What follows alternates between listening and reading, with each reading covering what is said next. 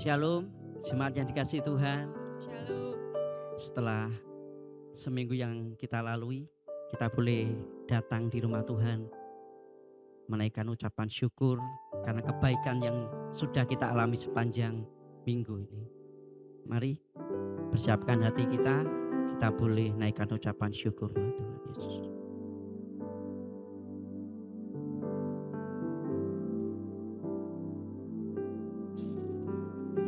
Yesus,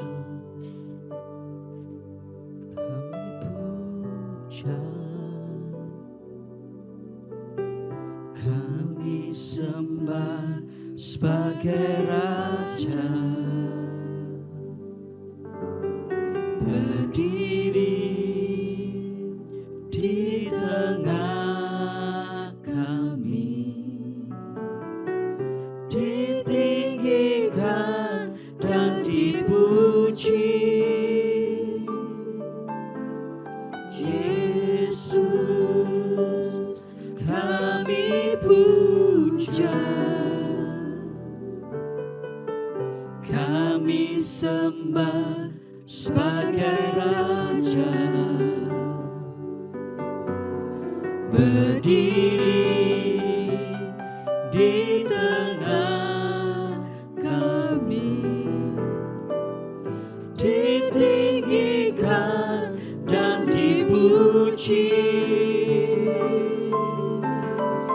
Sembah dan puji penuhi tatamu, sembah dan puji penuhi tatamu, sembah dan puji penuhi tatamu. Yesus Tuhan adalah Raja.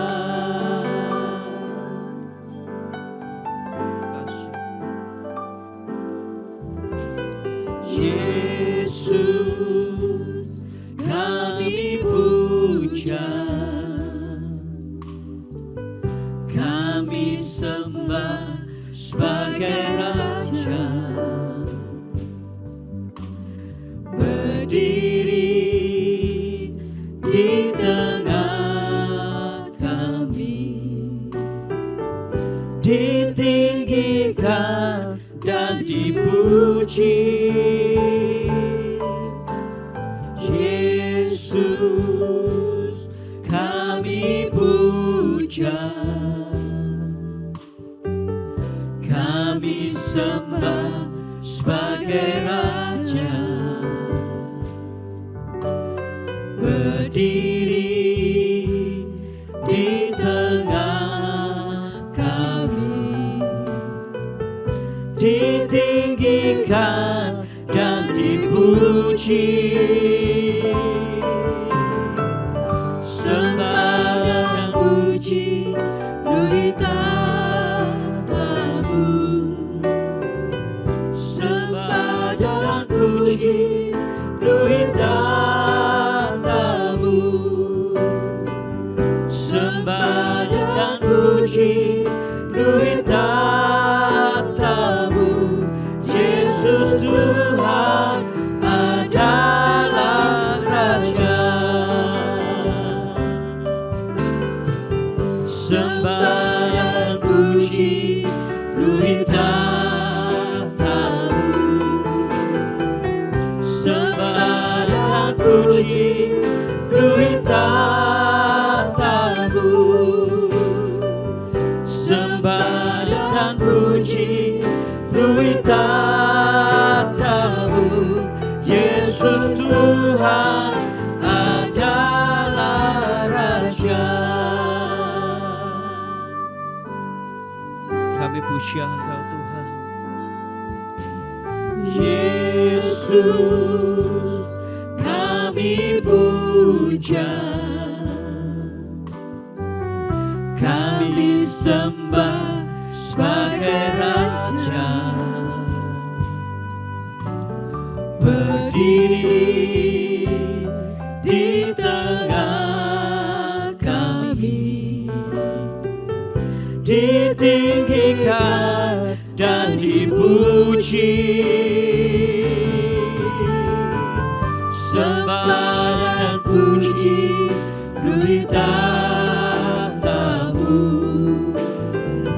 Sembah dan puji, beri tatamu. Sembah dan puji, beri tatamu. Yesus Tuhan adalah Raja. Sembah dan puji, beri tatamu. Sembah dan puji, beri tatamu. Sembah dan puji, beri tatamu. Yesus Tuhan adalah Raja. Sembah dan puji, beri tatamu. Sembah dan puji, beri tatamu. Sembah dan puji, beri tatamu. Yesus Tuhan adalah Raja. Sembah dan puji, beri tatamu. Sembah dan puji, beri tatamu. Sembah dan puji, beri tatamu. Yesus Tuhan adalah Raja. Sembah dan puji, beri tatamu. Sembah dan puji, beri tatamu. Sembah dan puji, beri tatamu. Yesus Tuhan adalah Raja. Saya boleh undang jemaat, mari kita boleh bangkit berdiri.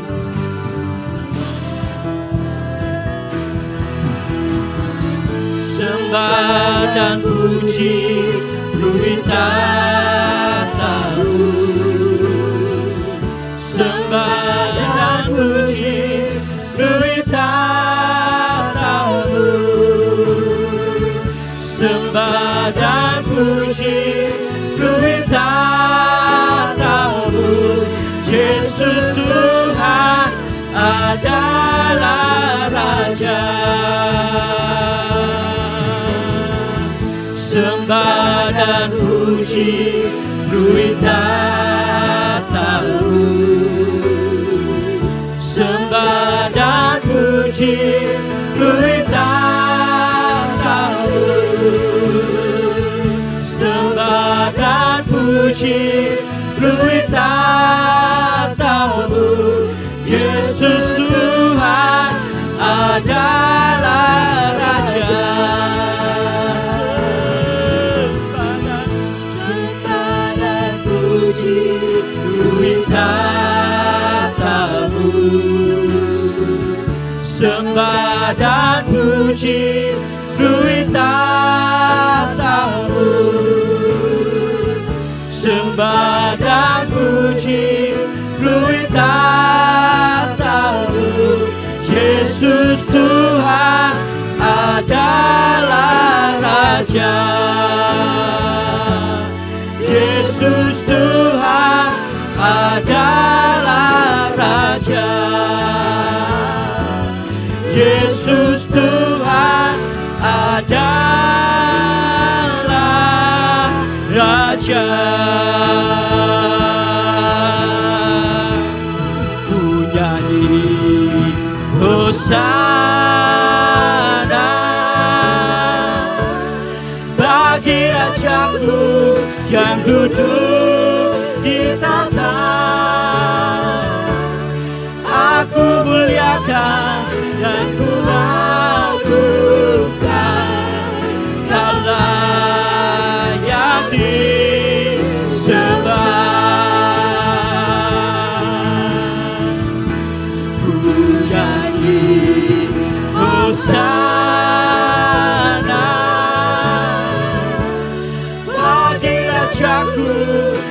duduk di tata. Aku muliakan dan ku agungkan, Kau layak disembah. Ku nyanyi hosana bagi Rajaku yang duduk di tata. Aku muliakan dan ku agungkan, Kau layak disembah. Ku nyanyi hosana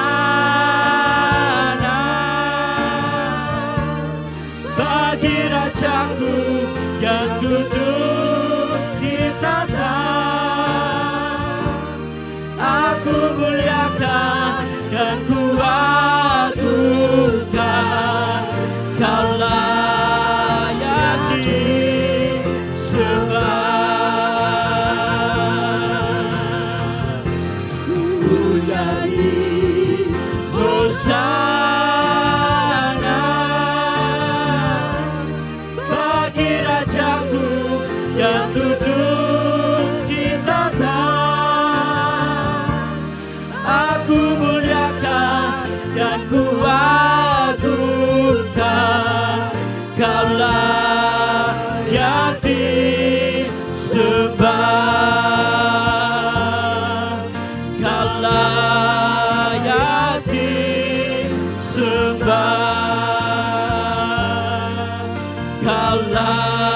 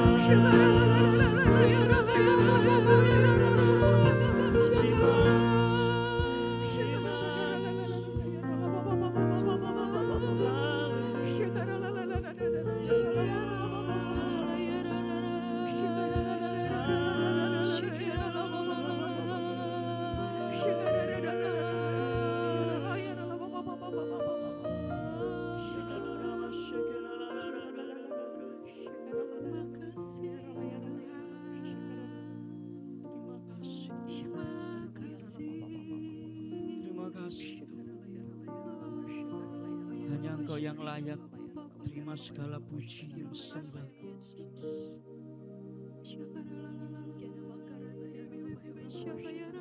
Kami bangga Tuhan punya Allah seperti Engkau, Tuhan yang besar. Terima kasih.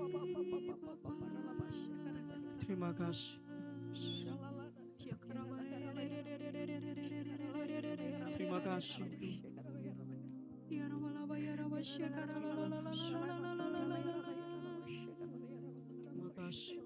kasih. Terima kasih Tuhan, dan lebih lagi Tuhan, karena hadir-Mu lebih dan nyatakan Tuhan di ibadah kami Tuhan, sukacita-Mu boleh mengalir buat setiap kami Tuhan. Kami boleh memuji, kami boleh menyembah Engkau Tuhan. Terima kasih Tuhan, Kau yang beracara dari awal pertengahan hingga akhirnya Tuhan, buat ibadah kami Tuhan. Terima kasih Tuhan Yesus, dan setiap kita yang mau lebih lagi untuk memuji dan menyembah Tuhan, setiap kita boleh katakan amin, amin, amin. Yes. Mari kita berikan sorak-sorai yang terbaik bagi Tuhan sekali lagi. Haleluya. Haleluya. Sebelum duduk, kasihkan tos kanan kiri dong. Bilang Tuhan Yesus kita baik. Tuhan Yesus baik.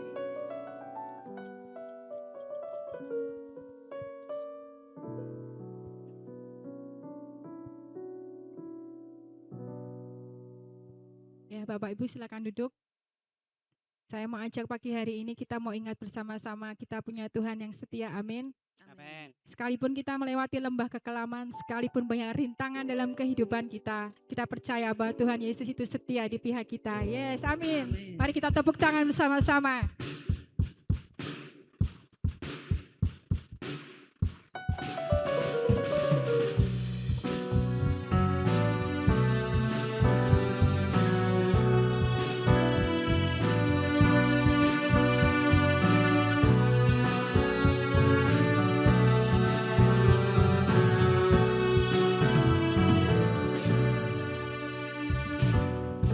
Meskipun musuh di depanku, rintangan menghadang langkahku, tahu sungguh Engkau bersamaku. Beribu rebah di kiriku, beribu rebah di kiriku, berlaksa di sisi kanan. Ku tahu janji-Mu, Engkau bersamaku. Katakan bersama, takkan pernah goyah, takkan goyah keyakinanku pada diri-Mu, Yesus Tuhanku. Tiada yang seperti diri-Mu, Kaulah kuatku, kebanggaanku, gunung batu dan keselamatanku, kuat tangan-Mu, perlindunganku, Kaulah Allah, sumber kemenanganku.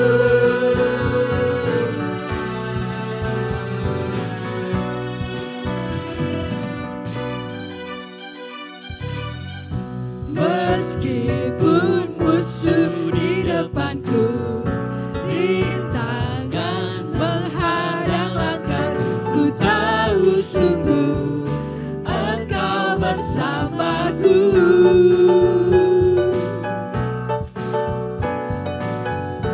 Beribu rebah di kiriku, berlaksa di sisi kanan. Ku tahu janji-Mu, Engkau bersamaku. Katakan di hadapan Tuhan, takkan pernah goyah keyakinanku pada diri-Mu,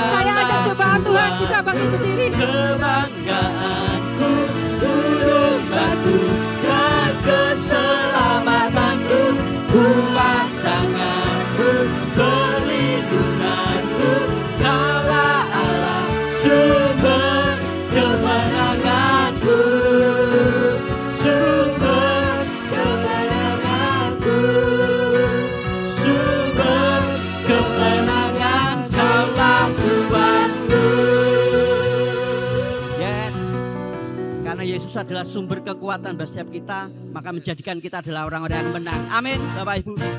Yes.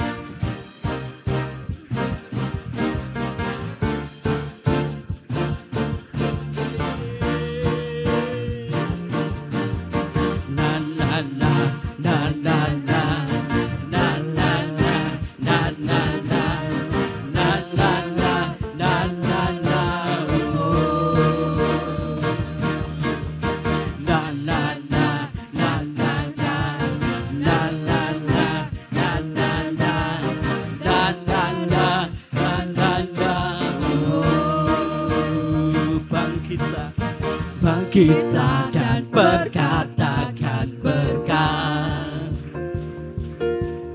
atas hidup yang diberikannya.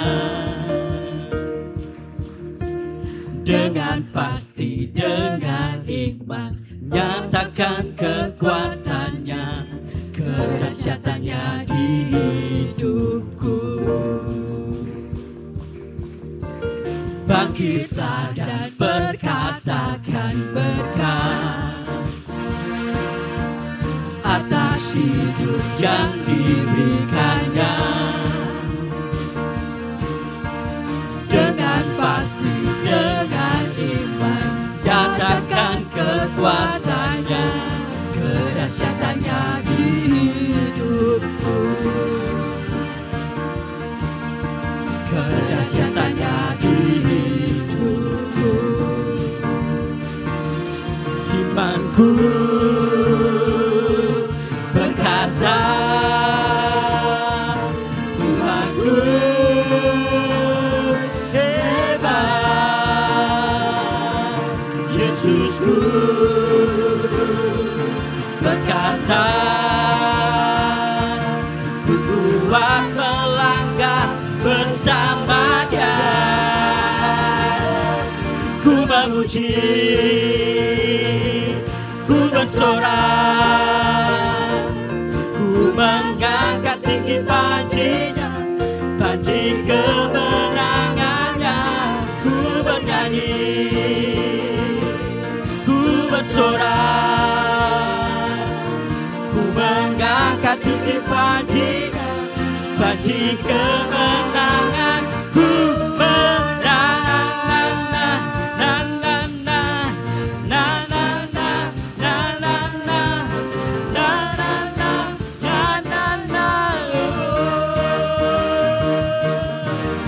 bangkitlah dan perkatakan berkat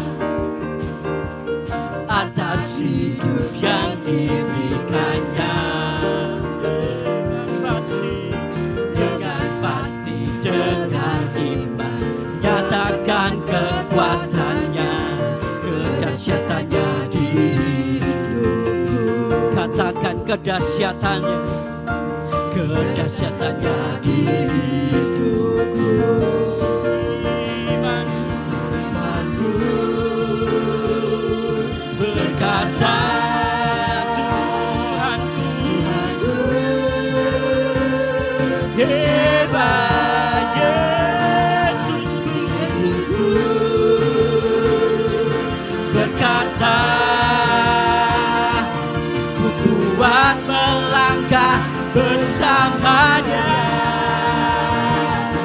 Ku memuji, ku bersorak, ku mengangkat tinggi panji-Nya, panji kemenangannya. Ku bernyanyi, ku bersorak, ku mengangkat tinggi panji-Nya, panji kemenangannya. Ku memuji, ku bersorak, ku mengangkat tinggi panji-Nya, panji kemenangannya. Ku bernyanyi, ku bersorak, ku mengangkat tinggi panji-Nya, panji kemenangan. Ku menang, ku menang, ku menang.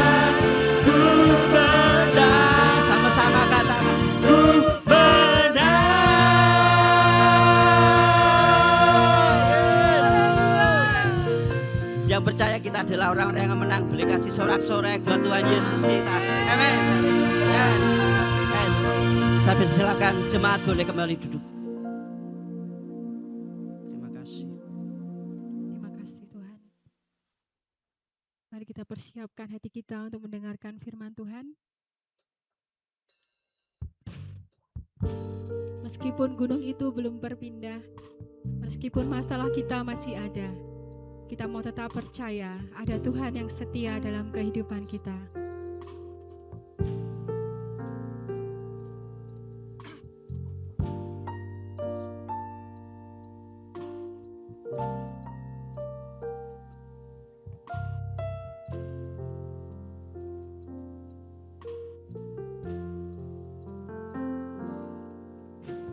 Jiwaku bertanya,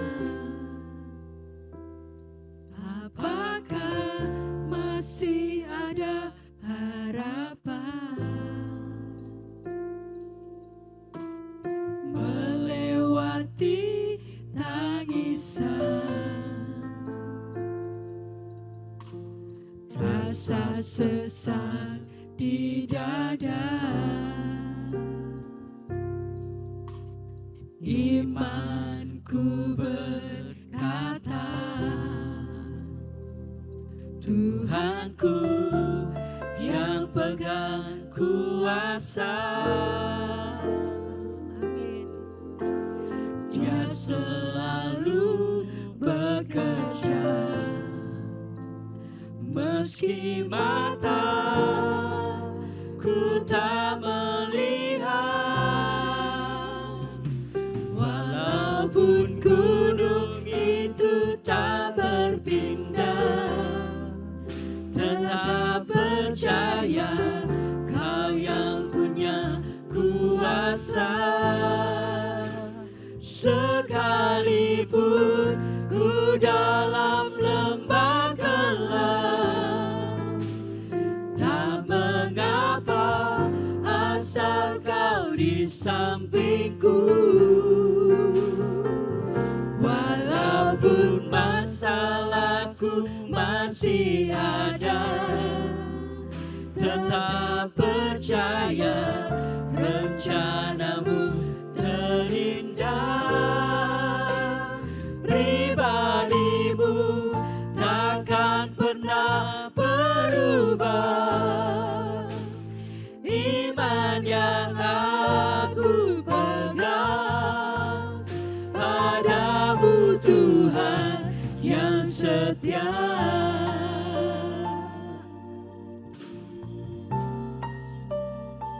Saya minta jemaat Tuhan saja bisa menyanyikan pujian ini.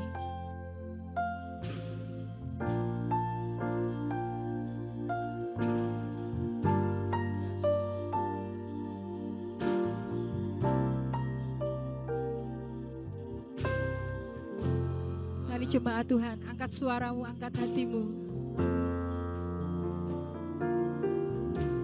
Jiwaku bertanya, apakah masih ada harapan melewati tangisan, rasa sesak di dada. Tapi imanku berkata, aku punya Tuhan.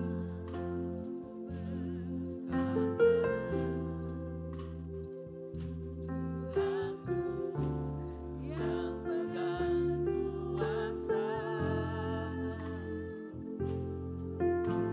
Dia selalu bekerja, meski mataku tak melihat.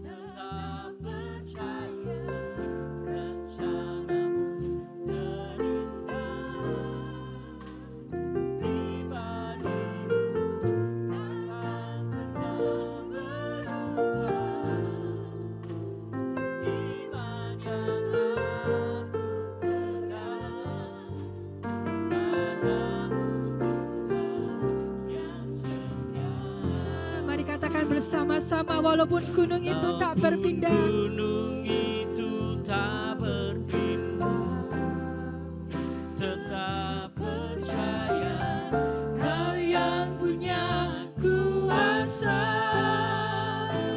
Sekalipun ku dalam lembah gelap, tak mengapa asal Kau di sampingku.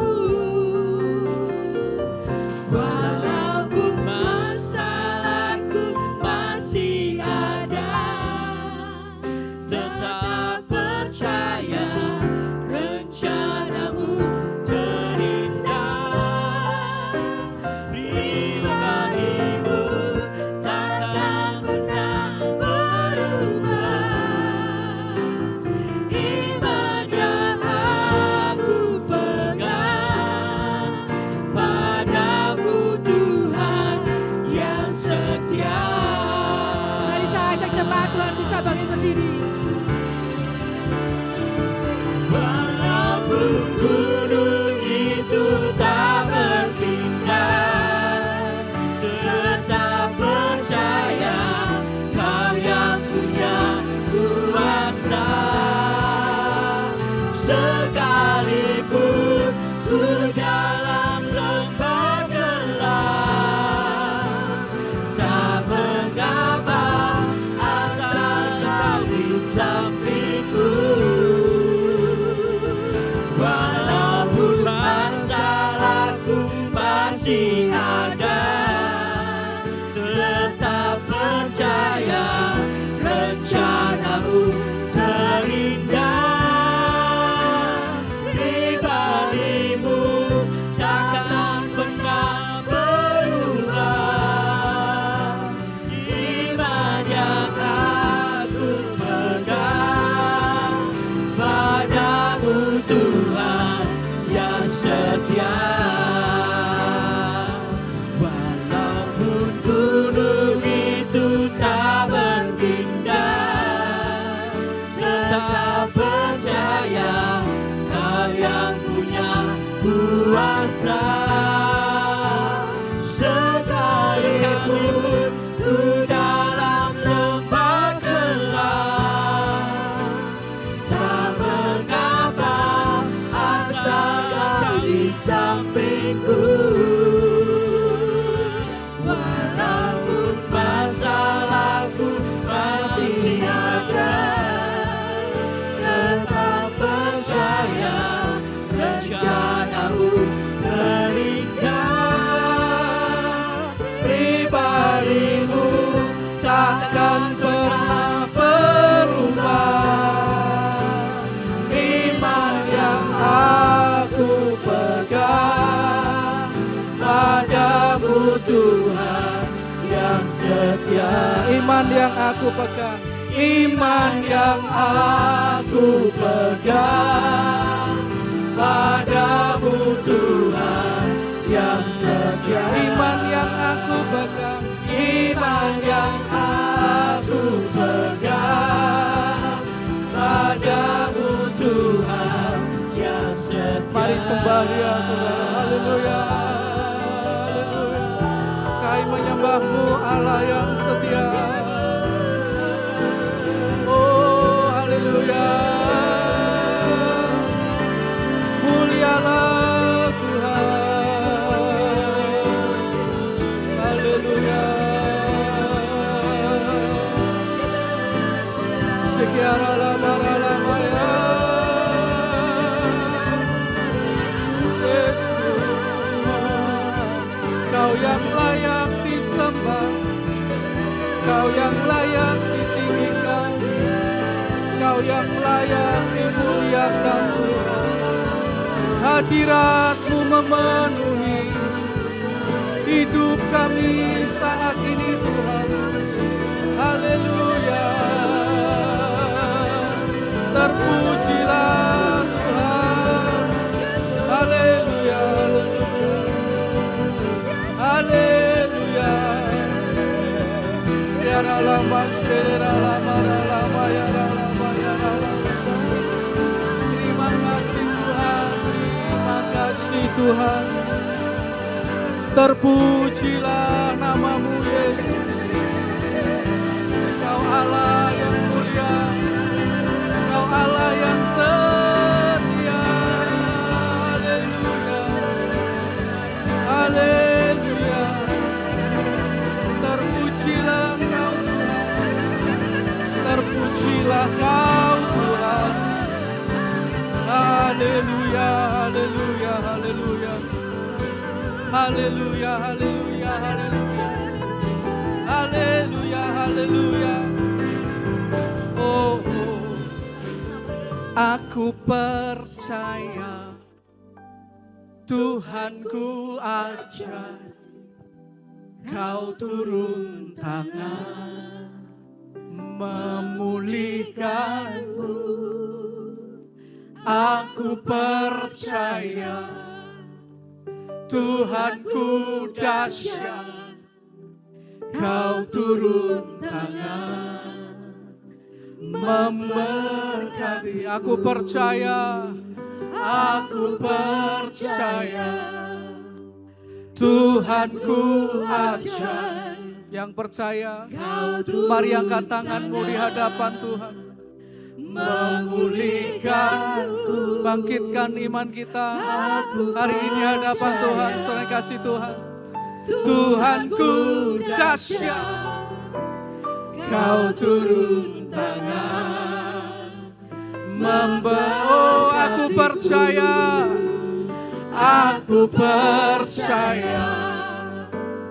Tuhanku ajaib, Kau turun tangan memulihkanku. Amin.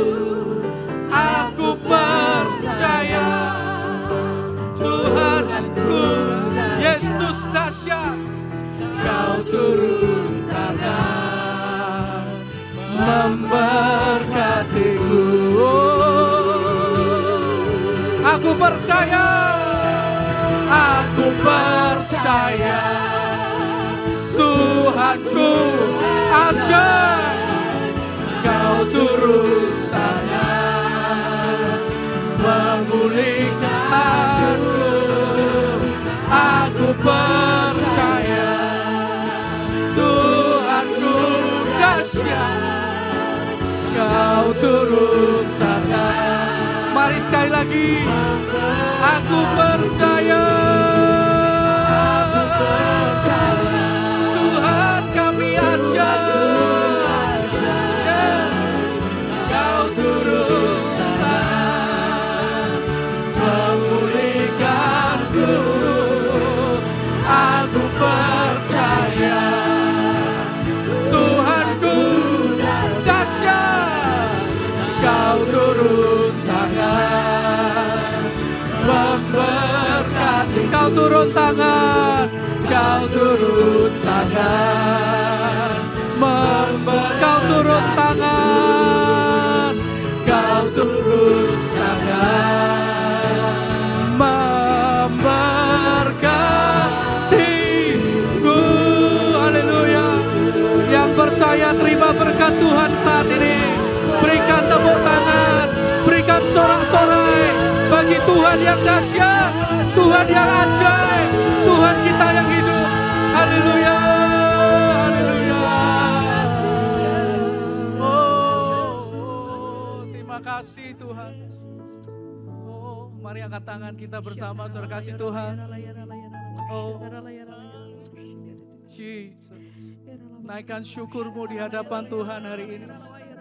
Jangan diam, saudara. Naikkan syukur.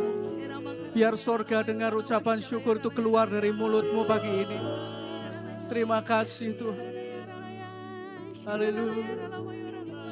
Terima kasih Tuhan. Oh, terima kasih Tuhan. Terima kasih Tuhan. Terima kasih Tuhan. Terima kasih Tuhan. Kami bersyukur buat hari ini. Kesempatan yang Tuhan berikan, kami bisa beribadah bersama-sama. Terima kasih untuk kesehatan, kekuatan, pemeliharaan. Terima kasih untuk segala hal baik yang Kau izinkan terjadi dalam hidup kami. Dan terima kasih bahwa di saat kami menghadapi lembah-lembah kekelaman, Engkau adalah Tuhan yang setia, yang tidak pernah meninggalkan hidup kami. Engkau selalu ada buat kami. Bahkan saat kami tidak mampu lagi menanggungnya, Engkau Tuhan yang menggendong kami melewati lembah kekelaman itu. Terima kasih Tuhan, buat hari ini kami memuji, mengagungkan Engkau. Dan kami buka hati kami untuk menerima akan kebenaran firman-Mu Tuhan. Urapi setiap kami dan tolong hamba-Mu ini untuk menyampaikan apa yang jadi pesan-Mu tepat seperti yang Kau inginkan. Dan biar segala kemuliaan, kebesaran, keagungan, kejayaan itu hanya kembali kepada Engkau Tuhan kami, Yesus Kristus. Kami serahkan semua untuk kemuliaan-Mu Tuhan, dalam nama Tuhan Yesus Kristus. Haleluya. Amin. Haleluya. Sebelum duduk, kasih salam semangat kanan kirinya. Katakan Tuhan mengasihi saudara, Tuhan memberkati saudara. Hidupmu luar biasa, Engkau dipakai Tuhan dengan dahsyat. Haleluya. Haleluya. Puji Tuhan. Yes, silakan duduk kembali kalau sudah selesai. Ya, shalom saudara kasih Tuhan. Ya, shalom. Senang sekali bisa berjumpa dengan saudara hari ini dan melayani saudara. Dan hari ini ada satu tema yang akan kita bahas bersama, yaitu tentang sangkal diri dan pikul salib, saudara. Sangkal diri dan pikul salib. Oke. Nah, saya mau ajak kita mendasari perenungan kita hari ini dengan satu ayat di Lukas 9 ayat 23. Ya, saudara kasih Tuhan, firman Tuhan berkata, katanya kepada mereka semua, setiap orang yang mau mengikut aku, ia harus menyangkal dirinya, memikul salibnya setiap hari dan mengikut aku. Di dalam ayat ini saudara kita melihat bahwa Tuhan Yesus sendiri mengatakan kepada para muridnya, bahwa setiap orang yang mau mengikuti dia, mengikuti Tuhan Yesus, maka ada dua hal yang harus dia lakukan, saudara. Yaitu yang pertama adalah menyangkal diri dan yang kedua memikul salibnya, saudara, memikul salib kita. Nah, kita mau belajar bersama tentang dua hal ini, sangkal diri dan pikul salib, saudara. Yang pertama tentang menyangkal diri, saudara. Nah, hal pertama yang harus dilakukan oleh kita, murid-murid Tuhan adalah menyangkal diri. Ya, apa yang dimaksudkan dengan menyangkal diri, saudara? Saya melihat bahwa ternyata orang yang menyangkal diri paling tidak punya 3 ciri, saudara. Orang yang menyangkal diri paling tidak punya 3 ciri. Ciri pertama adalah mengesampingkan keinginan kita dan mengutamakan keinginan Tuhan, saudara. Lukas 9 ayat 23 tadi kalau kita baca dalam Alkitab terjemahan firman Allah yang hidup, dikatakan bahwa kemudian ia berkata kepada mereka, siapa yang ingin mengikut aku harus mengesampingkan keinginan. Harus mengesampingkan keinginan. Ya, harus mengesampingkan keinginan. Saudara, setiap manusia secara natural pasti punya yang namanya keinginan diri sendiri. Ya, saudara. Dan keinginan ini bisa tentu dalam berbagai hal. Dan bisa sangat banyak, bahkan rasanya mungkin seumur hidup tidak terbatas ya. Ya tidak ada habisnya, saudara. Contohnya hari ini saja saudara mau berangkat ke gereja atau tidak, itu sudah keinginan. Aku ingin banget gereja ya. Lalu ingin pakai baju warna apa? Itu keinginan. Mau mandi atau tidak? Keinginan. Mau gosok gigi enggak? Keinginan, saudara. Mau berangkat naik apa? Keinginan. Ya rumahnya di BSB, mau berangkat ke Semarang Indah, naik apa? Naik mobil, naik motor, sepeda listrik, atau jalan kaki, saudara. Ya itu keinginan, saudara kasih Tuhan. Lalu pengen makan apa setelah ini? Mau sarapan apa? Ya nasi pecel, nasi liwet, nasi ayam, nasi goreng. Saudara jangan dibayangin, saudara jangan dibayangkan ya, saudara kasih Tuhan. Lalu pengen mungkin hari-hari ini saudara sedang pengen punya barang tertentu, pengen beli apa? Sesuatu, mungkin HP baru, mobil baru, baju baru, sepatu. Ada keinginan, ingin melakukan sesuatu, ingin pergi dan segala macam, saudara. Banyak hal. Nah, yang perlu kita pahami adalah waktu Anda dan saya jadi anak Tuhan, jadi orang percaya, maka dalam hidup kita mulai muncul satu tambahan keinginan ya dari pribadi lain, yaitu yang namanya keinginan Tuhan, saudara. Ya waktu kita jadi anak Tuhan, dalam hidup kita ada yang namanya kehendak Tuhan, keinginan Tuhan. Itu ada dalam mulai dimunculkan dalam kehidupan kita. Nah masalahnya adalah keinginan Tuhan ini seringkali berbeda dari keinginan kita. Dan tidak jarang perbedaan keinginan ini menimbulkan konflik dalam batin kita atau batin seseorang, saudara. Karena di satu sisi dia punya keinginan sendiri, tetapi di sisi lain dia tahu Tuhan punya keinginan yang berbeda dengan keinginannya, saudara. Dan biasanya keinginan Tuhan itu diikuti dengan rasa mendesak yang Tuhan berikan di dalam hati kita, saudara. Nah, ketika seseorang ada dalam keadaan seperti ini, dia bisa memilih dua. Dia bisa memilih mau melawan keinginan Tuhan atau memilih untuk mengikuti keinginan Tuhan. Dia bisa memilih ikuti atau bisa memilih untuk melawan, saudara. Nah, kalau saya tanya kepada saudara, menurut Anda biasanya anak Tuhan ketika ada dalam konflik batin seperti ini, saudara, yaitu konflik antara kepentingan manusia dengan kepentingan Tuhan, biasanya hati manusianya melawan dulu atau langsung tunduk pada kehendak Tuhan? Melawan dulu atau langsung tunduk? Langsung, ya Tuhan gitu. Yang mana? Yang mana? Melawan dulu, saudara. Betul, saudara. Kenapa? Karena memang normalnya itu begitu, saudara. Memang normalnya begitu. Karena ada perbedaan kehendak di dalam hati kita, saudara. Bahkan sebetulnya rasa melawan yang muncul di dalam hati ini sebetulnya bisa merupakan tanda bahwa memang keinginan yang muncul itu memang bukan berasal dari keinginan kita, tapi berasal dari kehendak Tuhan yang muncul di hati kita. Makanya reaksi kita adalah melawan, saudara. Dan reaksi ini tidak hanya terjadi pada kita, sudah tercatat di dalam Alkitab. Saya tunjukkan paling tidak 2 contoh, saudara kasih Tuhan, dari orang-orang yang luar biasa, saudara. Yang pertama kita lihat satu orang dipakai Tuhan luar biasa, namanya Musa. Tapi tahukah saudara waktu dia mau dipakai Tuhan pertama kali, Musa menolak, saudara. Keinginan Tuhan karena berbeda dengan keinginannya. Keluaran 4 ayat 10 berkata, lalu kata Musa kepadanya, ah Tuhan, aku ini tidak pandai bicara. Dahulu pun tidak dan sejak engkau berfirman kepada hambamu pun tidak. Sebab aku berat mulut dan berat lidah. Tuhan datang kepada Musa, mau pakai hidup Musa. Tuhan punya keinginan pakai Musa memimpin bangsa Israel keluar dari Mesir ke Kanaan. Ya, itu keinginan Tuhan. Tapi keinginan Musa bukan itu. Dia enggak mau, saudara. Karena itu ketika Tuhan mengajak Musa, memanggil Musa, ini reaksi pertama Musa. Dia berkata, ah Tuhan, aku enggak mau. Ya, aku enggak bisa ngomong. Aku enggak pinter bicara. Aku berat mulut, berat lidah. Mungkin bisa diterjemahkan dengan gagap, saudara. Enggak bisa lancar bicara, terbata-bata kalau bicara, saudara. Ya, Musa di awal ketika dia bertemu dengan keinginan Tuhan, reaksi pertamanya adalah menolak dulu. Baru kemudian dia menerima dan dipakai Tuhan dengan luar biasa.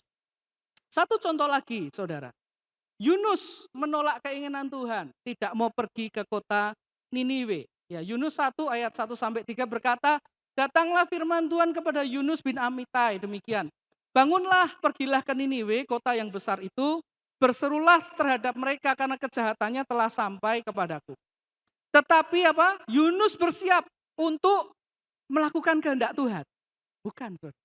Dia bersiap untuk melarikan diri dari hadapan Tuhan, ke Tarsis, jauh dari hadapan Tuhan, saudara.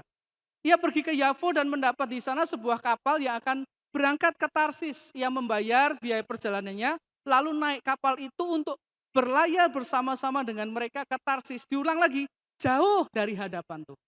Tuhan mau pakai hidupnya si Nabi Yunus, saudara.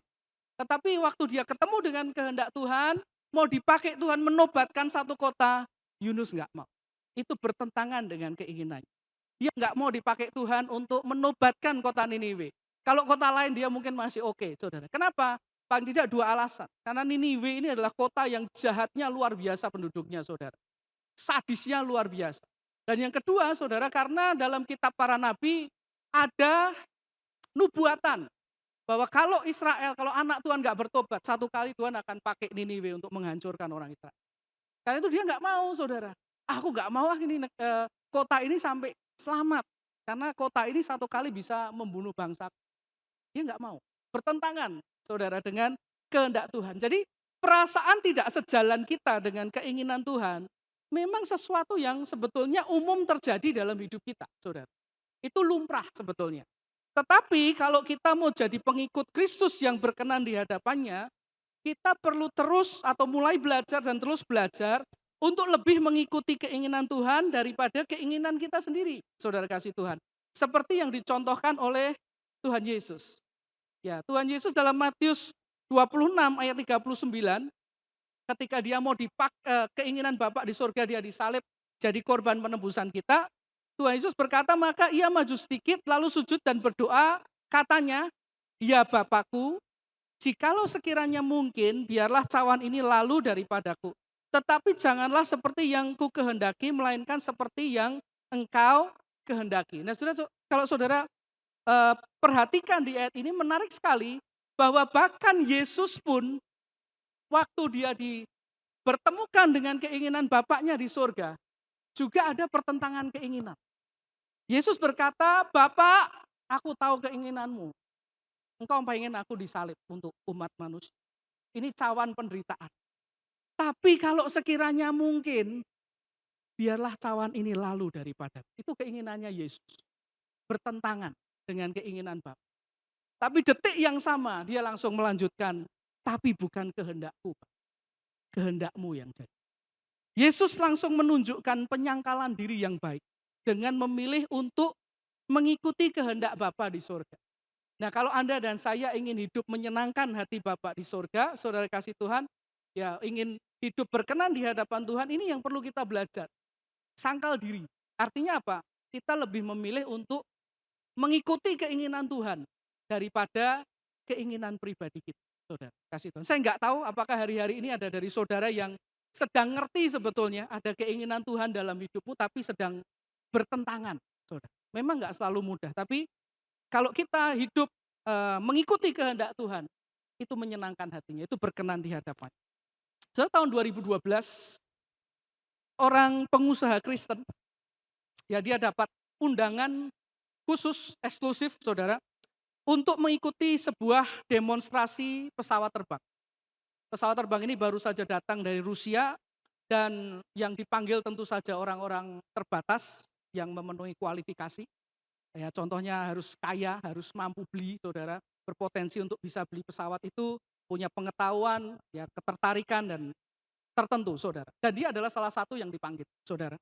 Nah, akhirnya dia datang dengan senang hati, dia ajak 2 orang ponakannya untuk datang di demonstrasi pesawat terbang tersebut, saudara. Ketika sampai di sana, dia bertemu dengan pilotnya, dia ketemu dengan pramugarinya, pilotnya orang bule, saudara. Ya, lalu mereka ngobrol, mulai masuk ke pesawat yang akan didemonstrasikan, lalu dijelaskan semua fitur pesawat itu apa, pesawat ini kecanggihannya gimana, kehebatannya apa, kapasitas penumpangnya berapa, semua dijelaskan, saudara.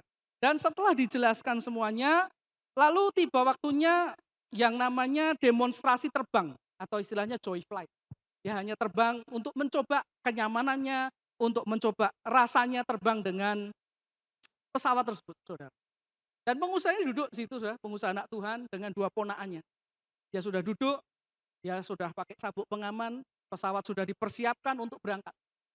Dan tiba-tiba dia dengar suara Tuhan di hatinya. Turun sekarang. Loh Tuhan, ini sudah mau berangkat loh Tuhan. Dia dengar suara, turun sekarang. Tuhan, ini kan tujuannya sebetulnya memang mau naik pesawat ini, mau nyoba. Mosok turun kan ya lucu dong. Ini, waduh, dilihat orang gimana, dilihat yang manggil gimana nih, undangan eksklusif loh. Kok suruh turun? Tuhan ngomong lagi, turun sekarang. Terus dia, ya sudah, belajar ikut kehendak Tuhan. Ya, dia jawil ponakannya 2. Ya, medun. Loh kok medun om? Lah iya sah turun. Lah kenapa kok turun? Wis pokoknya medun. Lah kenapa? Rak ngerti pokoknya medun. Loh piye to om? Dijaki sini suruh mau nyoba pesawat, giliran mau terbang kok suruh turun. Wis toh, turun. Nah, akhirnya ya wis ponakannya 2 ngedumel. Loh piye to ki om iki ngejaki sini kok malah diajak turun. Turun. Turun. Karena yang ngejak kan omnya, Saudara. Ya, akhirnya mereka turun. Sudah turun. Ya dibukain pintu, Saudara. Akhirnya dia turun, enggak jadi ikut.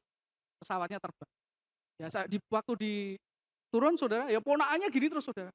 Om gimana tuh om rak ngendah segala macam ya, Saudara. Tapi berapa jam kemudian, Saudara, mereka dengar berita pesawatnya kecelakaan, Saudara. Ya, cerita yang saya ceritakan ini adalah peristiwa tragedi jatuhnya pesawat Sukhoi Superjet 100 pada tanggal 9 Mei 2012. Ya, kecelakaan ini terjadi di tebing Gunung Salak, Bogor, Jawa Barat, saudara. Saat pesawat melakukan tadi demonstrasi penerbangan atau joy flight, dan yang di dalam pesawat waktu itu jumlahnya adalah 45 orang, 37 penumpang dan 8 awak, saudara, terdiri dari jurnalis, calon pembeli, teknisi, dan semuanya tewas. Yang selamat cuman pengusaha ini 1 dan 2 ponak. Karena ikut kehendak Tuhan, keinginan Tuhan. Yang tadinya bertentangan, ya, tapi karena dia ikuti, dia turun, selamat. Gitu. Waktu dengar berita itu, ponakannya yang ngedumel berubah. Wah, Om Ciami ternyata, wah nih tidak ada Om ya, mati ya Om ya. Om Ciami tenan, wah hebat loh Om, hebat loh Om. Nah, terima kasih Tuhan. Jadi hal pertama orang hidup menyangkal diri adalah dia mau belajar memilih ikut kehendak Tuhan daripada kehendaknya sendiri. Meskipun itu tidak selalu mudah, saudara kasih Tuhan. Ya, pertama itu, saudara. Yang kedua, orang yang menyangkal diri cirinya adalah mengesampingkan kesenangan kita dan mengutamakan kesenangan Tuhan, saudara. Ya, Lukas 9 ayat 23 dalam firman Allah yang hidup, terjemahan firman Allah yang hidup berkata, ia harus mengesampingkan keinginan serta kesenangannya sendiri, saudara. Mengesampingkan kesenangan sendiri dan mengutamakan kesenangan Tuhan. Ini ciri kedua, seseorang yang mau hidup dengan menyangkal diri, dia akan menjalani hidup dengan belajar mengesampingkan kesenangan sendiri untuk menyenangkan hati Tuhan. Contoh sederhananya adalah ada orang yang senangnya tidur. Waktu dia dibangunkan sama Tuhan, bangun, doa. Ya, misalnya saudara atau saya, lagi enak-enak tidur jam 2, jam 3 subuh, digugah Tuhan, bangun nak, bangun, berdoa. Berdoa enggak saudara? Nah itu masalahnya di situ. Ya, kesenangan kita adalah ya pengennya lanjut tidur. Tapi kesenangan Tuhan adalah waktu kita duduk, saudara, mungkin minum atau ke toilet sebentar lalu duduk dan berdoa. Yaitu mengutamakan kesenangan Tuhan. Ya, contoh lainnya adalah misalnya Tuhan senang hidup kita kudus. Nah, kita senang enggak hidup kudus, saudara? Nah, itu pertanyaan. Kita suka enggak hidup kudus? Kita ngusahain enggak hidup kudus? Kalau enggak ya berarti kita mengutamakan kesenangan kita daripada kesenangan hati Tuhan. Orang yang menyangkal diri, dia akan kejar apa yang menyenangkan hati Tuhan, saudara. Lalu misalnya juga ketika Tuhan ingin kita berkorban, apa respon kita? Aduh eman-eman Tuhan, ini zaman susah, in this ekonomi Tuhan, ngirit Tuhan, kok kau suruh nabur, eman-eman Tuhan. Nah, saudara, mau nabur enggak? Mau tetap enggak? Ya sudah Tuhan jadi berkat. Percaya dah jadi berkat. Yang penting kau senang. Nah, saudara kasih Tuhan. Jadi ketika seorang mau belajar mengesampingkan ya kesenangannya sendiri, saudara, untuk menyenangkan hati Tuhan, orang itu sedang menyangkal diri. Dia mau nyenengin hati Tuhan meskipun mungkin ya sudahlah Tuhan, yang penting kau senang lah, sudah gitu saudara kasih Tuhan. Yang ketiga, ciri menyangkal diri adalah menempatkan Tuhan sebagai pemimpin hidup kita. Lukas 9 ayat 23 kalau kita baca dalam terjemahan bahasa Inggris, saudara, di terjemahan The Message dikatakan, anyone who intends to come with me has to let me lead. You are not in the driver's seat, I am. Artinya siapapun yang berniat ikut denganku harus membiarkan aku yang memimpin. Bukan kamu yang pegang kendali, tapi aku. Jadi ketiga, seorang menyangkal diri adalah ketika dia belajar menyerahkan arah hidupnya kepada Tuhan dan membiarkan Tuhan memimpin hidupnya hari demi hari, saudara. Saudara, dari terjemahan ini kita sebetulnya bisa mengerti bahwa hidup kita sebagai orang Kristen bisa digambarkan seperti seseorang yang sedang naik mobil pribadinya, saudara. Dan ia ingin Tuhan Yesus ada bersamanya dalam perjalanan. Nah, orang Kristen yang bersama dengan Tuhan Yesus naik mobil pribadinya terbagi dalam 2 jenis. Jenis pertama adalah orang yang naik mobil pribadinya dengan Tuhan Yesus, tapi Tuhan Yesusnya hanya jadi penumpang, saudara kasih Tuhan. Ya, jadi penumpang. Orang ini ingin Tuhan Yesus bersamanya dalam mobil pribadinya. Kenapa? Karena ia perlu Tuhan Yesus untuk memberkati dia. Dia perlu Tuhan Yesus untuk melindungi perjalanannya. Sementara yang pegang kendali di setirnya adalah dirinya sendiri, saudara. Mengapa dia tidak mau menyerahkan kemudi mobilnya, mobil pribadinya itu pada Tuhan Yesus? Biasanya karena dua alasan. Alasan pertama adalah karena orang ini percaya Yesus berkuasa, tapi nggak terlalu percaya Yesus itu baik, saudara. Karena itu dia tidak mau menyerahkan setir mobilnya pada Tuhan Yesus. Alasannya takut kalau Tuhan Yesus ternyata sengaja menyesatkan dirinya atau membuat mobil kehidupannya menjadi baret atau rusak. Sehingga tidak sampai pada tujuan yang dia ingin. Dia percaya Yesus berkuasa, dia butuh kuasanya. Tapi dia nggak percaya Yesus selalu baik. Karena itu dia nggak minta pimpinan Tuhan. Alasan kedua, orang ini percaya kepada dirinya sendiri, saudara. Sehingga dia tidak merasa perlu bantuan dari siapapun, termasuk Tuhan dalam menentukan arah perjalanan hidup. Dia yakin dia mampu, dia yakin ia bisa. Yang ia perlu dari Tuhan hanyalah perlindungan dan berkat-Nya, tapi bukan tuntunannya, saudara kasih Tuhan. Karena itu dia tidak mau menyerahkan kemudi mobil pribadinya pada Tuhan Yesus. Nah, kalau Anda bertanya, apakah ada contoh orang seperti ini di dalam Alkitab, saudara? Jawabannya ada. Dan yang menarik, saudara, kalau Anda baca Alkitab, ada satu kisah yang mencatat. Tidak hanya satu orang yang melakukannya kepada Tuhan Yesus. Tapi ada sekelompok orang yang dalam satu waktu melakukan bersama-sama kepada Tuhan Yesus. Dan yang menyedihkan, kelompok orang ini bukan orang yang jauh dari Tuhan Yesus, saudara. Ini kelompok orang yang bukan tidak kenal Tuhan Yesus, tapi adalah orang-orang yang bahkan hidup sangat dekat dengan Tuhan Yesus. Saudara. Ya, melakukan hal ini, tidak mau menyerahkan kemudinya kepada Tuhan Yesus. Tidak mau Yesus memimpin. Ya, mereka yang memimpin. Siapa mereka? Yuk kita lihat ya, Markus 4 ayat 36 sampai yang ke-38.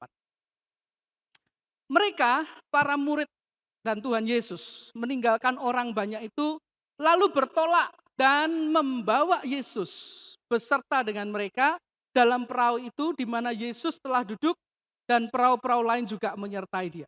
Lalu mengamuklah tofan yang sangat dahsyat dan ombak menyembur masuk ke dalam perahu sehingga perahu itu mulai penuh dengan air. Pada waktu itu Yesus sedang tidur di buritan di sebuah tilam. Maka murid-muridnya membangunkan dia dan berkata kepadanya, "Guru, engkau tidak peduli kalau kita binasa?" Sekelompok orang yang kita bicarakan tidak lain adalah ke-12 murid Tuhan Yesus sendiri. Saudara.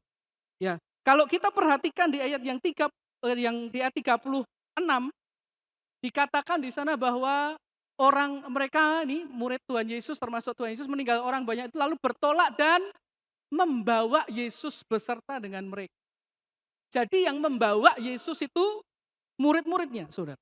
Ya, membawa Yesus adalah murid-muridnya, membawa Yesus bersama mereka untuk menyeberangi danau lalu dikatakan Yesus tidur.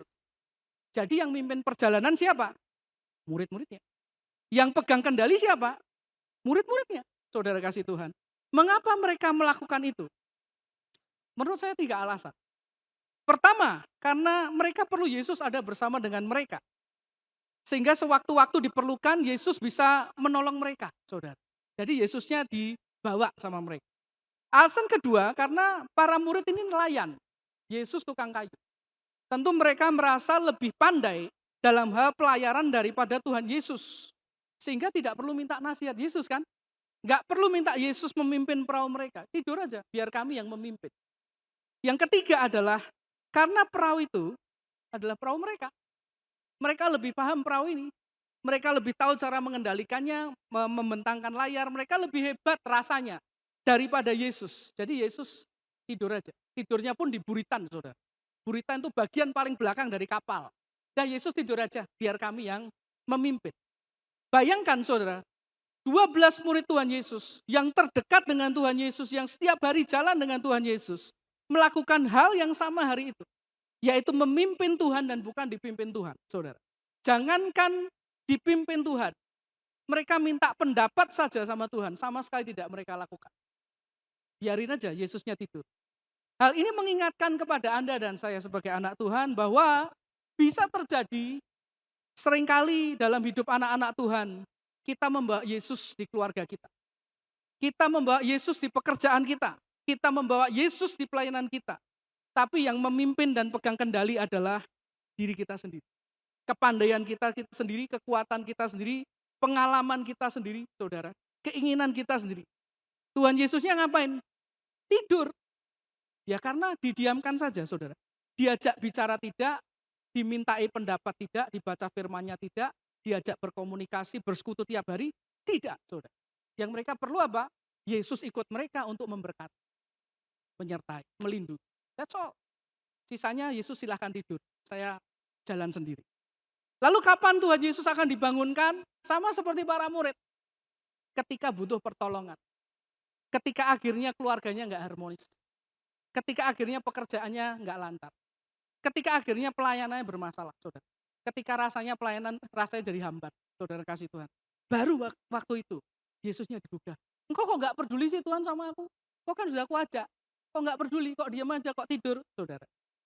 Yesus kasih Tuhan. Nah ini orang tipe pertama, saudara.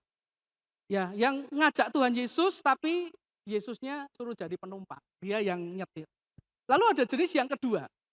Ya, orang yang juga mengajak Tuhan Yesus naik di mobil pribadinya, tapi dirinya yang jadi penumpang. Ya, dia belajar menyerahkan setirnya, kemudinya kepada Tuhan Yesus dan membiarkan Tuhan membawa dia kepada kehendak dan rencananya. Nah, inilah orang yang disebut dengan menyangkal diri. Orang yang selalu cari kehendak Tuhan dan belajar mengikuti kehendak Tuhan meskipun bertentangan dengan kehendak dia, saudara. Kasih Tuhan. Ini orang yang menyangkal diri. Dalam arti ini orang yang menyangkal akan semua perasaan bahwa dia bisa, dia berpengalaman, dia pandai, dia kuat, dia kaya, dia hebat, saudara. Dan dengan kerendahan hati dia minta Yesus, pimpin aku, tolong aku, beri aku petunjuk, beri aku nasihat, pimpin aku tuh dalam hidupku setiap hari. Ada satu contoh saudara yang baik dalam tipe yang kedua dari Ibu Yesus, namanya Maria. Maria berkata, sesungguhnya aku ini hamba Tuhan. Jadilah padaku menurut perkataanmu itu. Lalu malaikat itu meninggalkan. Ketika Maria mengikuti kehendak Tuhan untuk jadi ibu Tuhan Yesus, dia sedang menyangkal diri di hadapan Tuhan. Karena keputusannya itu artinya dia menyerahkan masa depannya, dia menyerahkan harga dirinya, dia menyerahkan cita-citanya, dia bahkan menyerahkan nyawanya untuk mengikuti kehendak Tuhan, saudara. Jadi paling tidak ada 3 ciri orang yang hidup menyangkal diri, saudara. Yaitu mengutamakan kehendak Tuhan di atas kehendaknya sendiri. Dia juga belajar mengutamakan kesenangan Tuhan di atas kesenangan sendiri. Dan dia belajar menjadikan Tuhan sebagai pemimpin dalam kehidupannya. Dan dia yang mengikuti kehendak Tuhan. Yaitu arti dari 3 ciri orang yang menyangkal diri, saudara. Lalu kita lihat bagian yang kedua, sangkal diri dan pikul salib, saudara. Pikul salib. Sekali kita baca Lukas 9 ayat 23. Katanya kepada mereka semua, setiap orang yang mau mengikut aku, dia harus menyangkal diri, memikul salibnya setiap hari, dan mengikut aku, saudara. Dari ayat ini kita bisa melihat, bahwa ketika kita menjadi murid Tuhan, Anda dan saya jadi murid Tuhan, maka Tuhan Yesus yang sangat baik itu, langsung membuat sebuah salib, untuk kita masing-masing, yang harus kita pikul setiap hari, saudara. Ya, dia baik membuatkan kita satu salib yang harus kita pikul setiap hari. Dan memikul salib ini sebetulnya adalah sesuatu yang sifatnya wajib dilakukan atau wajib dipikul oleh mereka yang ingin menyenangkan hati Tuhan, saudara. Ya, wajib dipikul untuk mereka yang ingin menyenangkan hati Tuhan, saudara. Lihat ada satu ayat dalam Matius 10 ayat 38 berkata gini. Barang siapa tidak memikul salibnya dan mengikut aku, dia apa? Tidak layak bagiku. Ya, dia tidak layak bagiku. Jadi kalau kita ingin menyenangkan hati Tuhan, ingin dianggap layak di hadapan Tuhan, maka artinya kita wajib memikul salib kita setiap hari, saudara. Lalu apa maksudnya dengan memikul salib setiap hari? Saya menemukan paling tidak ada 3 arti memikul salib, saudara. Ya, memikul salib. Yang pertama, saudara, pikul salib berarti setiap hari menyalibkan hidup kita yang lama. Saudara kasih Tuhan. Jika kita lihat kisah Tuhan Yesus yang juga memikul salibnya ke Bukit Golgota, maka akhir dari memikul salib itu apa? Mati disalib, saudara. Orang yang mikul salib, waktu Tuhan Yesus mikul salib, endingnya kapan? Waktu dia mati disalib, saudara. Jadi artinya ketika kita dikatakan wajib memikul salib kita setiap hari secara sederhana, artinya kita secara sadar dengan kemauan kita sendiri menjalani kematian kita hari demi hari terhadap kehidupan kita yang lama, saudara. Dan di saat yang sama mulai menjalani kehidupan yang baru di dalam Tuhan hari demi hari, saudara. Jadi pikul salib itu artinya kehidupan kita yang lama semakin hilang dan kehidupan yang baru semakin muncul di dalam Tuhan. Sehingga pada satu saat nanti akhirnya orang akan melihat Kristus yang muncul dari hidup kita. Karakter kita berubah, cara pandang kita berubah, cara bicara kita berubah, cara kita bersikap berubah, saudara. Orang akan lihat kamu kok berbeda sekarang. Ya karena ini, mau pikul salibnya setiap hari. Mematikan karakter yang lama, kehidupan yang lama, sehingga sampai satu titik dia berubah jadi manusia baru. Ya orang yang tidak mau bertobat, yang terus-menerus hidup dalam dosa, yang menolak kehendak Tuhan, nggak pikul salib, saudara. Karena pikul salib itu artinya dia berubah hidupnya. Makin hari makin seperti Tuhannya. Yang kedua, arti pikul salib berarti setiap hari siap menjalani akibat dari hidup benar di dalam Tuhan Yesus. Saudara, tahukah saudara bahwa salib yang dibawa oleh Tuhan Yesus itu beratnya diperkirakan antara 32 kilo sampai 50 kilo. Saudara. 32 kilo sampai 50 kilo. Dia gotong itu 600 meter. 600 meter itu kira-kira dari gereja kita sampai ke DCS. Enggak terlalu jauh sebetulnya. Tapi jalannya nanjak satu, berbatu-batu dua, dan dalam kondisi tubuh yang hancur, saudara. Sangat mengerikan, sangat berat. Ngangkat 32 kilo sampai 50 kilo. Di antaranya berarti sekitar 40 kilo, saudara. Ada sih yang kuat ngangkat 40 kilo. 40 kilo. Oh Pak Yusuf, 40 kilo kuat ya Pak? 600 meter, oke. Oh jangan 600 meter enggak. Biasanya mungkin dari depan ke dalam ya kalau ya mungkin ya. Ya kalau butuh bantuan ngangkat barang bisa hubungi Pak Yusuf. Terima kasih Tuhan. Ya 40 kilo lah rata-rata. Jadi salib ini bicara apa? Beban, saudara. Bicara beban. Artinya arti kedua dari pikul salib adalah setiap hari kita jadi anak Tuhan harus siap menanggung akibat dari hidup benar di dalam Kristus.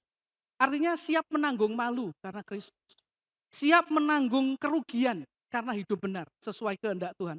Siap malu, siap dihina, siap menderita karena hidup sebagai pengikut Kristus. Ini arti dari pikul salib. Ya kita dengar di berita-berita ada saudara-saudara kita lagi ibadah, dibubarkan, saudara, dipaksa. Nah itu juga salah satu bentuk pikul salib. Ya, siap tanggung derita jadi anak Tuhan, saudara. Ya, karena itu ya memang begitu pikul salib. Jadi jangan jadi anak Tuhan yang kalau kumpul orang dunia jadi sama kayak dunia. Jangan jadi anak Tuhan yang kalau kumpul sama teman-teman yang nggak Kristen jadi kayak nggak Kristen. Jangan, saudara. Ya kita harus pikul salib. Itu wajib kita lakukan karena itu perintah Tuhan, bukan perintah saya.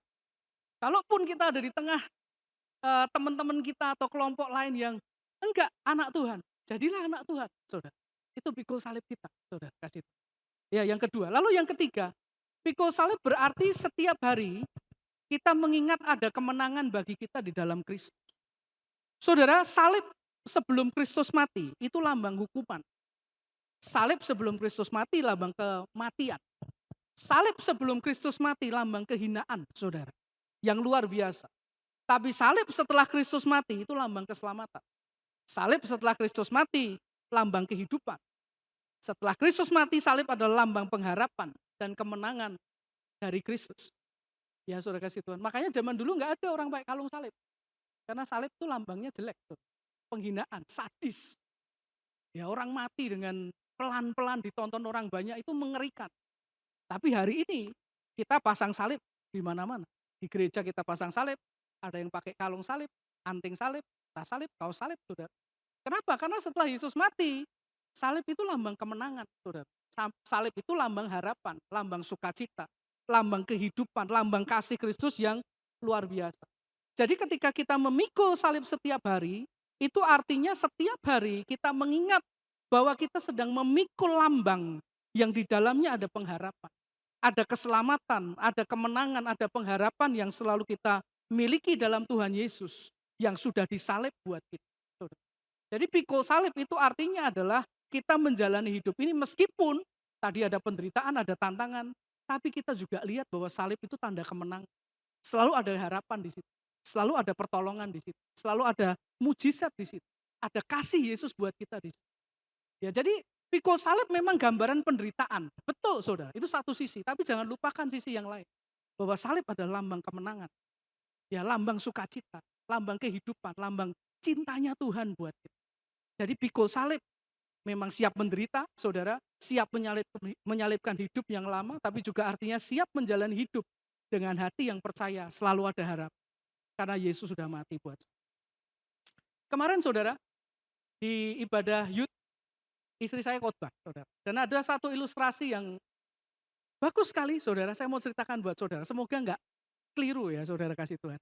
Ya, diceritakan ke anak-anak muda, Saudara. Jadi Saudara, ini kejadian nyata.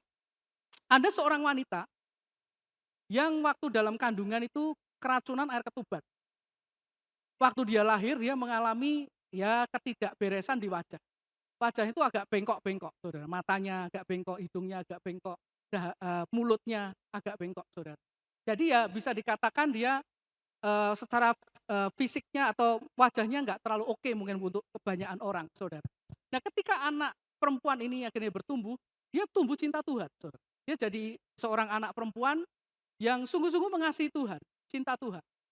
Ya, dan ketika teman-temannya mungkin sudah punya pasangan, Saudara sudah ada yang menikah, dia berkata kepada Tuhan, kalau Engkau kehendaki aku menikah, aku pasti menikah. Meskipun wajahku mungkin dianggap orang nggak oke, tapi kalau Tuhan menghendaki aku menikah, aku pasti menikah. Dia bergabung di salah satu gereja, Saudara. Dan di gereja itu, Saudara, ada satu orang pria, pemuda, yang paling ganteng di gereja, Saudara. Dia paling ganteng di gereja. Kalau sulit membayangkan, lihat saya aja. Ya, Saudara kasih Tuhan, paling ganteng di gereja, Saudara. Kok gitu Pak? Lah kan saya yang khotbah, boleh dong Saudara. Ya, paling ganteng di gereja. Dan pemuda ini selain paling ganteng di gereja, posturnya oke. Kedua, dia tajir, kaya raya, Saudara. Ya, sudah ganteng, kaya raya. Ketiga, anak tunggal, Saudara. Ganteng, kaya raya, anak tunggal, mantu idaman, Saudara. Ya kan? Jadi para wanita, pemudi-pemudi banyak yang ngejar ini anak laki, ganteng, ya kan, kaya, calon pewaris, Saudara. Nyaman kan, Saudara? Tidak cuma anak perempuannya, yang ibu-ibunya juga, Saudara. Deketi pemuda untuk jodohin sama anaknya, Saudara. Tapi anehnya si pemuda ini nggak ada satupun yang mau, Saudara. Ya, nggak ada satupun yang mau sampai katanya terdengar rumor bahwa si pemuda ini penyuka sesama jenis. Karena nggak ada cewek yang nyangkut. Ya, ada rumor. Ya, begitulah Saudara. Sampai suatu ketika terjadi satu hal yang menggemparkan di gereja. Yaitu si pemuda ini bagi undangan pernikahan kepada semua jemaat di gerejanya. Kan orang kaya, Saudara. Panggil semua, ya. Panggil semua datang ke pernikahan. Semua kaget, loh. Kok akhirnya menikah? Pertanyaan kedua, calonnya siapa? Ternyata calonnya dia adalah perempuan tadi. Yang dianggap paling jelek segereja, yang wajahnya pletat-pletot. Dianggap sebagai wanita buruk rupa. Itu jadi calon istrinya si pria ini, Saudara. Paling ganteng, anak tunggal, ya, tajir lah. Dan betul-betul mereka menikah, Saudara. Mereka menikah, diberkati di gereja itu, lalu honeymoon, Saudara. Honeymoonnya karena orang kaya ya enggak ke Bandungan, Saudara, ya enggak ke Salatiga, enggak lah, Saudara. Mereka honeymoonnya ke Eropa. Enggak terlalu lama sih, 1 bulan. Ya, ke Eropa 1 bulan. Ada yang honeymoonnya ke Eropa 1 bulan? Enggak lah ya, Saudara. Mungkin 2 bulan maksudnya, mungkin 2 bulan. Dulu kalau saya enggak salah ingat, Bapak Ibu Gembala setelah menikah itu honeymoonnya ke Australia loh, Saudara. Itu kalau enggak salah 2 tahun. Ya, kalau enggak salah, karena sekalian sekolah kan, Saudara. Ya kalau enggak salah. Itu ke Eropa 1 bulan. Setelah pulang, 1 kali dia kesaksian di gerejanya, Saudara. Waktu dia kesaksian, dia bilang blak-blakan kepada jemaat. Ya, yang para pemudi-pemudi Anda pasti penasaran kan? Kenapa pria ganteng ini mau sama saya gitu kan, Saudara? Lah wong saya paling elek gitu kok malah ini mau sama saya gitu loh. Ya kan, Saudara, yang lain kan cantik-cantik gitu ya, Saudara. Jadi dia menjelaskan. Ternyata si pria ini punya kelainan mata bawaan lahir. Ya, kelainan mata itu kalau lihat yang lurus, jadi meletot-meletot. Kemarin waktu dia cerita, istri saya cerita di YouTube. Anak YouTube ada yang tanya, mosok sih, apa tenan, apa tenan. Saya tuh penasaran saudara. Pulang saya cari di Google. Ada nggak sih kejadian mata seperti itu? Ternyata ada saudara. Itu kelainan mata yang namanya metamorfopia saudara. Dan itu bisa cacat bawaan lahir. Metamorfopia. Lihat yang lurus jadi gini-gini. Nah waktu lihat yang gini-gini jadi lurus saudara. Makanya yang wajahnya gini-gini dilihat, wah ayu nih. Lah kenapa lah motornya cacat saudara? Iya toh? Lah lihat yang mulus gitu, tirus saudara, hidungnya mancung kayak Pinocchio gitu, dagingnya maju kayak nenek sihir gitu misalnya saudara. Loh kok malah meletot-meletot, enggak seneng. Lihat yang meletot-meletot, wah Yune kok ya, wanita Korea lah. Akhirnya yang disenangi ini saudara. Ya jadi ya itu saudara kasih Tuhan. Meskipun hidup ini kadang enggak mudah, selalu ada pengharapan bukan di dalam Tuhan Yesus kita. Amin saudara kasih Tuhan. Dia bisa buka jalan. Caranya mungkin enggak masuk akal. Tapi tetap salib itu lambang pengharap. Ya, kalaupun kayak nggak ada jalan ya tetap aja dia bisa buka jalan buat kehidupan kita. Nah jadi inilah yang kita bisa belajar, sangkal diri dan pikul salib saudara kasih Tuhan. 3 arti sangkal diri adalah mengutamakan keinginan Tuhan. Mari kita belajar bersama. Enggak cuma saudara loh, saya juga saudara. Mari kita belajar bersama terus mengutamakan apa yang Tuhan mau. Cari keinginannya, kita lakukan keinginan Tuhan. Kedua, utamakan kesenangan Tuhan lebih dari kesenangan kesenangan kita dan mari jadikan Tuhan yang memimpin hidup kita. Kalau sudah selama ini nggak pernah minta nasihat Tuhan, nggak pernah minta tuntunan Tuhan, mulai besok pagi, bangun pagi, Tuhan tuntunan. Tolong aku bisa ngerti apa yang kau mau. Tuntun aku, jalan hidupku, pekerjaanku, keluargaku, supaya aku menyenangkan hati. Yaitu arti menyangkal diri dan 3 arti memikul salib. Pikul salib berarti setiap hari menyalibkan hidup kita yang lama, setiap hari siap menjalani akibat hidup benar di hadapan Tuhan dengan segala risikonya dan berarti setiap hari kita ingat selalu ada kemenangan bagi kita di dalam Kristus. Karena salib yang kita pikul itu lambang kemenangan, lambang harapan bagi kita yang selalu ada dalam Kristus. Amin. Mari kita berdoa untuk firman Tuhan. Terima kasih Tuhan untuk firman-Mu, biar firman-Mu jadi rema buat kehidupan kami, biar kami menjadi anak-anak Tuhan yang berani menyenangkan hati Tuhan dengan menyangkal diri dan memikul salib. Tuhan, mampukan kami Tuhan untuk tetap menjadi garam dan terang di tengah dunia ini, di tengah keadaan yang tidak mudah, di tengah ekonomi yang tidak mudah Tuhan, di tengah kondisi yang tidak mudah. Tolong kami bisa tetap hidup sebagai anak Tuhan yang memancarkan terang-Mu, memancarkan kasih-Mu dimanapun kami berada. Dan biarlah kami juga selalu memikul salib kami Tuhan, tetap menunjukkan identitas kami sebagai anak Tuhan, siap menanggung resiko sebagai anak Tuhan, dan selalu ingat bahwa selalu ada harapan, selalu ada mujizat, selalu ada pertolongan dari salib yang telah Engkau bayar Tuhan dengan nyawa-Mu Tuhan. Terima kasih Bapa, kami serahkan semua untuk kemuliaan-Mu dalam nama Tuhan Yesus Kristus. Haleluya. Amin. Tuhan berkati kita.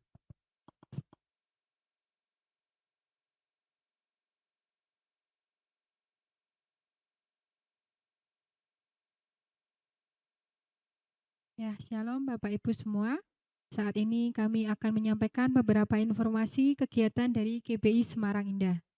Informasi yang pertama, ibadah raya onset minggu tanggal 2 Agustus 2026 diadakan pada pukul 8 pagi dan firman Tuhan akan disampaikan oleh Bapak Gembala Pendeta Yohan Hadi Prayitno.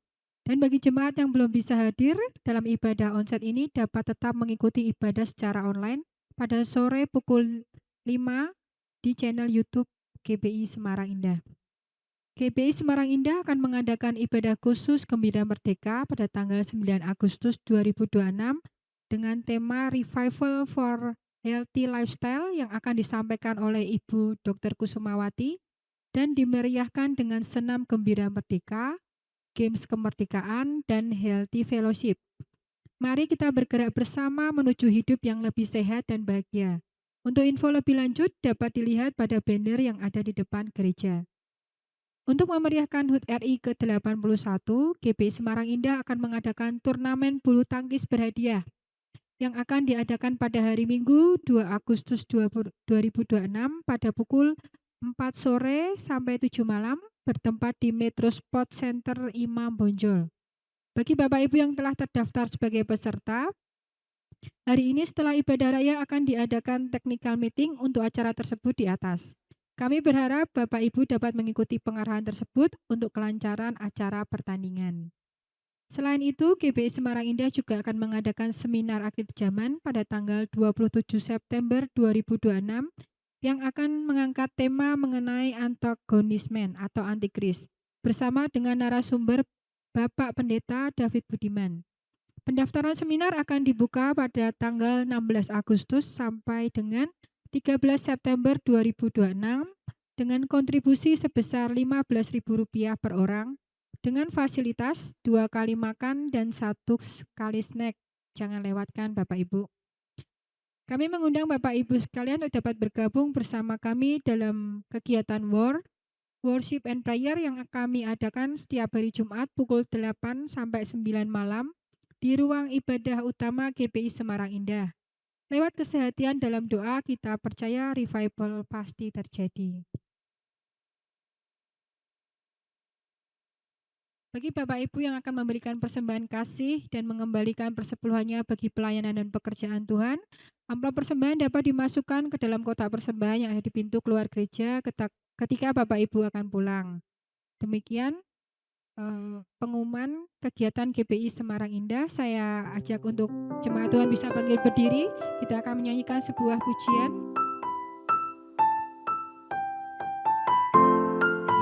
Cek.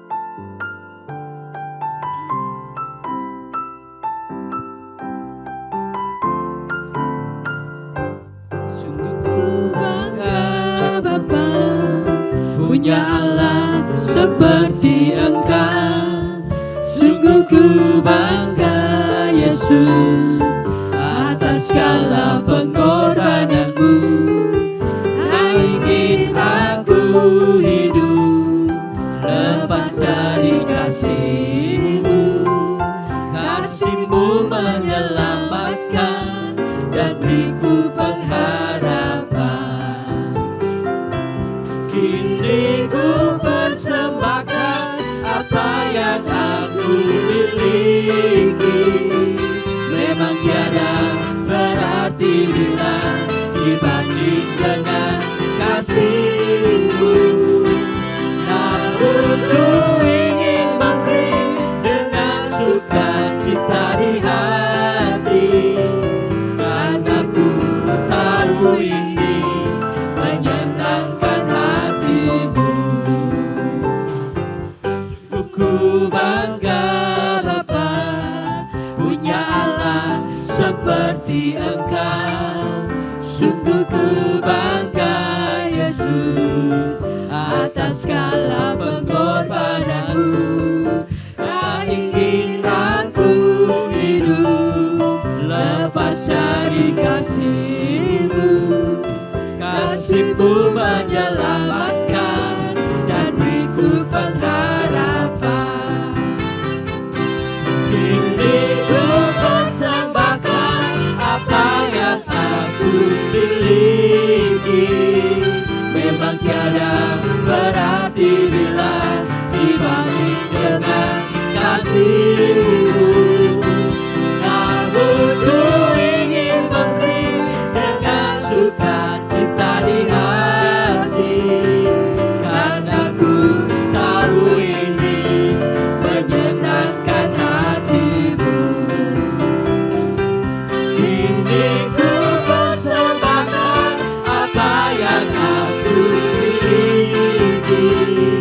Memang tiada berarti bila dibanding dengan kasih-Mu. Namun ku ingin memberi dengan sukacita di hati, karena ku tahu ini menyenangkan hati-Mu. Karena ku tahu ini, Karena ku tahu ini menyenangkan hati-Mu. karena ku tahu. Karena ku tahu ini menyenangkan hati-Mu.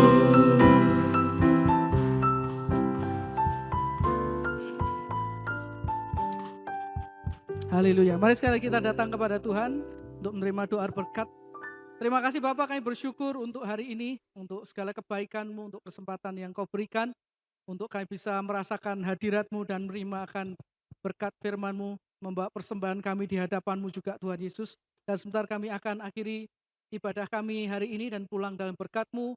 Berkenanlah Tuhan curahkan berkat-Mu berlimpah atas kehidupan kami. Bapak Ibu kasih Tuhan, pada akhir ibadah kita, mari angkatlah kedua tangan-Mu kepada Tuhan. Tangkap, terimalah berkat Tuhan, melimpah atas hidup-Mu. Tuhan memberkati keluarga dan rumah tanggamu. Tuhan memberkati usaha dan pekerjaanmu. Tuhan memberkati engkau dengan kesehatan yang baik. Tuhan memberkati pendidikan yang sedang kau jalani. Tuhan memberkati dan menuntun engkau sehingga tahun ini terjadi kebangkitan dan terobosan yang luar biasa bagi hidupmu.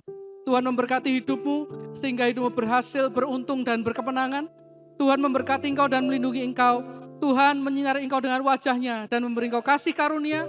Tuhan menghadapkan wajahnya kepadamu dan memberi engkau damai sejahtera dari sekarang sampai Maranatha, saat Tuhan Yesus Juru Selamat yang begitu mencintai kita itu datang kembali untuk kali yang kedua. Dan semua yang percaya pulang dengan berkat yang berlimpah-limpah berkata, amin. Tuhan memberkati. Kini ku persembahkan apa yang